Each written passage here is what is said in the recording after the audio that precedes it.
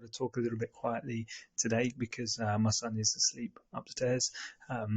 Anyway, to the topic. So today we are diving into alternative meat in general. Now, the reason that we are going to talk about alternative meat in general is because I want to kind of cover off something I've been reading into in just terms of understanding the space as a whole. It's not going to be a deep dive into the topic. This is like a shallow dive. Right now, I'm just kind of getting my head around the cultivated meat space, and when it comes to cultivated meat, alternative proteins, biology in general, I'm a bit of a basic bitch. So this is kind of basic bitch 101 stuff with cultivated meat, very kind of surface level stuff. But that's what it's about. That's at the stage I am in entering this industry. So that's why I'm making this content in this way. And to be honest, if you've clicked on this podcast or this video based on the title, you're probably a bit of a basic bitch as well when it comes to this subject. So hopefully it's going to be useful for you as well. So let's jump into it. What I want to talk about today is the types or the categories we use when working out, when you're looking at an alternative protein. But yeah, like what category it falls under. And I find that there's lots of different categories, options out there, products out there. So if you can create some general ways of categorizing these products and these technologies, that makes it a little bit easier to then go in and go deeper into how each specific thing works and the pros and cons and all of that kind of thing. So first and foremost, before we get into the different types of alternative proteins that we've got out there, I think it's important to define what we are what we're defining as an alternative to, if that makes sense. I don't know how to explain that, but if we're looking at an alternative, what is an alternative to that we are actually wanting to describe? I know I'm not doing a very good job at this point, but this is literally the first time I'm hitting record to talk about this subject. So in terms of what we're looking at an alternative from, essentially the baseline is a slaughtered animal. So in the context of meat, it's an animal that is raised.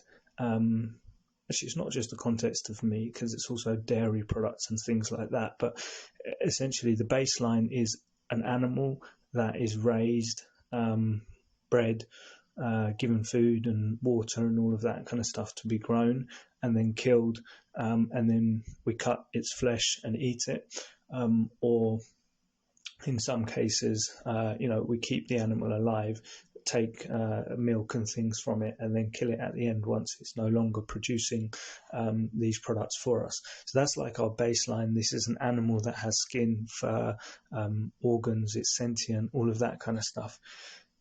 So everything else comes under the category of alternative protein when we're looking at trying to extract or get protein into our diet. If it's not coming from a slaughtered animal, it would be classed as an alternative protein in this context anyway. In terms of alternative proteins, I would like to categorize the options in two categories. Now, I am aware, and I think a lot of propeller heads that are watching this video will say, oh no, the Good Food Institute says there's three, and that's probably right, to be fair. But to also be fair, this video is not aimed at you if you know that, so it doesn't really matter too much about what you think. What I have found when trying to understand the space is that actually just looking at two categories first, and I will get to that third category in this video as well, but just looking at two categories first is actually been a lot easier to just get my head around things. So the two categories that I consider when looking at this is you've got plant-based meat and then you've got cultivated meat or cultured or lab-grown meat, or any of the other kind of names that people call it. So let's start off with plant-based meat, because I think generally speaking, that's the easiest for people to understand. Some people have tasted it, they've seen it on the shelves and stuff like that. So plant-based meat is essentially kind of what it says on the tin. It's products that are meat products or food products that are derived completely from plants. So no animal products are contained within them. Now, on a very basic level, you can look at things like lentils, tofu, things like that as a classification of plant-based meat. These are products that, if prepared in the right way, can somewhat resemble the look, the feel, the texture of meat. And it kind of depends on who you ask, how close or far it actually resembles that food. But generally, things like that, so tofu and lentils, are very basic in the sense that they haven't been processed a huge amount. Tofu is a very easily simply processed product of soy, but also basic in the sense that these things have been around for a long, long time. Brown people have been eating this stuff for thousands of years. It's nothing new, really. And I think in this context, things like lentils and soy don't really come into the conversation.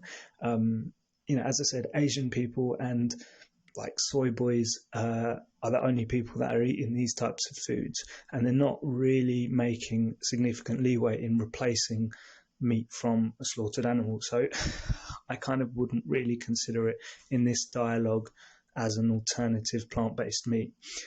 Usually when you hear the term plant-based meat in the kind of conversation about replacements to meat from a slaughtered animal, plant-based meat is more referring to the more processed stuff, like your Impossible Burger Impossible Meat or Impossible Burger, those kind of things, the mock meat type stuff. Again, these are all made from plant-based materials, but they're a little bit closer to the taste of meat from a slaughtered animal, and to be honest, they include a lot more processing in to get that way. The way these products are made, they're usually made up from three key ingredients or grains. So you've got pea, rice, pea, soy, and wheat, I think it is. That is usually most of these products come from as like a base ingredient. And then basically what they do is they're throwing a load of other crap in there, not necessarily crap, but other ingredients, other bits and pieces, to make it cook a certain way, smell a certain way, form a certain way, feel a certain way in your tongue when you eat it. And usually most of these products are formed in kind of patties or sausages or something like that. And you can find these in most shelves of countries in Europe, the US, Australia, places like that. If you walk into most medium-sized supermarkets, you'll now find a vegan section with these products. So that is your first category of alternative proteins. And the second one is cultivated meat. Now, cultivated meat is different from plant-based meat in that it actually does contain animal products in this form of the cells of an animal. It's different to real meat, people will call, or meat from a slaughtered animal, in that it is not grown as part of a sentient being. It's not grown as part of a cow. There's no, feathers, hooves, organs, bones, anything like that is produced as part of the process. It's literally just usually the flesh, the muscle, and the fat from the animal that's grown from a cell. So it has the same cellular properties as the meat from a slaughtered animal, but it's not made in that same way. Usually it's grown in some sort of building, when it started off, it was grown in a lab, which was why it kind of got its name, lab-grown meat. Now, as people are trying to scale it more and more, it's grown in kind of factories, warehouses, buildings, bioreactors, that kind of thing. So think of like like a factory of where it's made. And you could argue that actually factory farms are literally where they're producing animals in a farm as well, so it's not that different, but you can probably grasp that it's very, very different from what we've been doing for hundreds if not thousands of years in terms of like raising animals and then killing them and then eating them. The way the cultivated meat process works is, in a nutshell, they're taking the cell from an animal. It's usually done, I believe, in a way now where they're not actually like killing the animal. They're just taking a biopsy from it, and then they're putting it in some liquid and in a container. Now, it depends on who you ask and what company you are looking at, but some of those companies are using, I think they're doing some stuff like injecting into like an unborn cow to get this serum. I think some companies are using other products, but essentially there's a very fancy liquid. Some would argue, depending on who you're talking about, that it's not vegan, it's not plant-based, and some would argue that it is. These other kind of more modern serums that they're using are not derived from animals. But either way, you've got the cells, you put them in this liquid, you put them in this container, you're playing around with the contents of the liquid and the conditions of the container to make these cells to be in an environment where they multiply. So one cell becomes two cells becomes four cells, that kind of thing, and they're getting bigger and bigger until they get to the scale where they can then be processed, shaped, other things thrown into them, where they start to resemble the taste and the look of a piece of flesh that you would get from an animal. Obviously, I'm super simplifying this process, but that's the whole point of this this audio, this video, is to just show you in a nutshell what it's all about. Similar to the plant-based meats, the things that are kind of coming out now are more of the kind of patty type things, which are easier to make. And the things that people are really kind of pushing for more in the future is how you can make things that look like steaks or chicken breasts, products that more closely resemble the actual flesh from an animal. So those are the two ways that we categorize, or I would categorize, the kind of main players, main producers in the alternative meat space. Now, as I mentioned earlier in the video, there is this third category that the Good Food Institute, which I use to kind of get this knowledge, also categorize fermentation as a key category when it comes to alternative proteins. Now, having read a little bit more about it, I see fermentation as a kind of more of a support system to the other two. So in some cases, you can use... Actually, let me take a step back. Let me firstly explain what fermentation is. Again, the idiot's version of fermentation. What you do is you take an ingredient, a base ingredient, let's say in this example, flour and water, and then you add what's called a microorganism. So microorganisms, kind of like what it sounds, it's small organisms that you can't see. So that's why they're micro, you have to see them in a microscope. The most common example of these microorganisms used for fermentation are different types of bacteria. Another common one is yeast, which is a type of fungi, but it doesn't really matter too much for this. But in this example, let's take yeast as an example of a microorganism. We're basically throwing it in with the flour and water, and when we put it in the right conditions, so usually warm, dark conditions, it triggers those base ingredients to change. And that process is called fermentation. So they can change in terms of shape, they can change in terms of their own properties, and also they can create new chemical ingredients.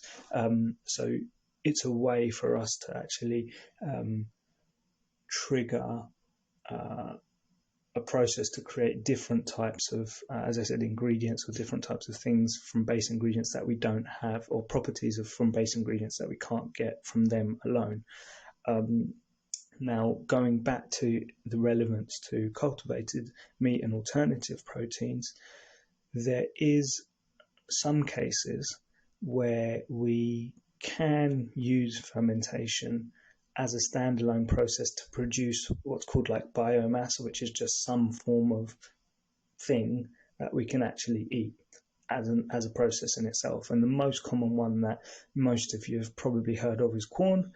So corn have used, I think it's called microprotein or something, which is a fermentation process where they're actually able to produce something that they can then throw with breadcrumbs and all this other flavoring to make taste like a chicken nugget or something like that.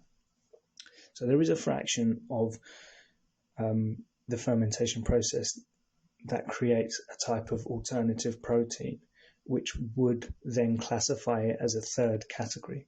But I think the more significant side of fermentation and why it's even relevant in this conversation of alternative proteins is more as a facilitator to improve the products that you can create either from plant-based meats or cultivated meats. So as an example, with plant-based meat, you have Impossible, who are using fermentation to extract heme, which is the stuff that basically makes these Impossible burgers all bloody when you cook them, and that kind of metallic taste when you eat them, which you get when you eat meat. They're using fermentation to extract that ingredient to add it to their plant-based meat, which is based from pea, I believe, or something like that, to give it those extra properties, that extra oomph that you're not able to get just purely from plant-based ingredients.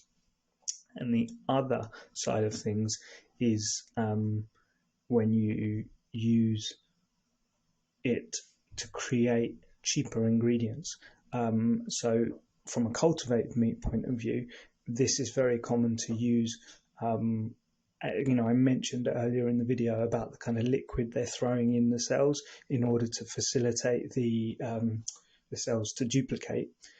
Fermentation is actually the technology that's used to replace the need to use, I think it's these cows where they're injecting some serum from the cows in order to make these cells duplicate. They've worked out a fermentation process that allows you to do this for cheaper, and obviously in a way that doesn't require animals. So that's an example of where you can use fermentation in cultivated meat. In both examples, there's also companies that are using fermentation in order to adapt the taste. So you can sometimes use fermentation to remove certain tastes that you get from, let's say, soy or something like that. So basically, it's kind of like, I look at it as like a little bit of a tool belt fermentation for you to kind of jump in on a plant-based meat solution or a cultivated meat solution to just tweak it and make it better, cheaper, quicker to make, more scalable, that kind of thing. I think the very, very last thing that I just want to kind of wrap this up with is a conversation about hybrids. So I thought this is interesting because more and more what you're seeing, similar to how people are using fermentation to get better output from their plant-based meat or their cultivated meat, is that you're also seeing people using a hybrid of plant-based solutions and cultivated meat. As we all know, cultivated meat is quite an expensive thing to produce, and that's one of the biggest challenges right now, is how do you get that cost down to make it compete with meat from a slaughtered animal. One of the ways to do that is actually to just use what you need in terms of replicating the kind of meat-based properties, but then throwing a load of cheaper plant-based stuff in there to bring that total cost down. So something that really stood out to me, I think, in something I read with, I think it was with Good Food Institute, that I think they actually pound this into you quite a lot, is that right now it seems like it's very categorized. You either do this, or you produce this, or you do this. But as the industry develops and kind of they work out solutions that work and people start buying these products, you're more likely to see commonplaces like hybrids, which is just a mix of all of the technologies, and you just have this slab of alternative protein essentially, and not necessarily a slab of cultivated meat or a slab of plant-based meat. Right, so that's everything that I wanted to cover off today. I really, really hope that it's been useful to you. It's been useful to me just to learn it in order to have to present it. And again, that's part of the reason that I even do this, because it facilitates my own personal learning.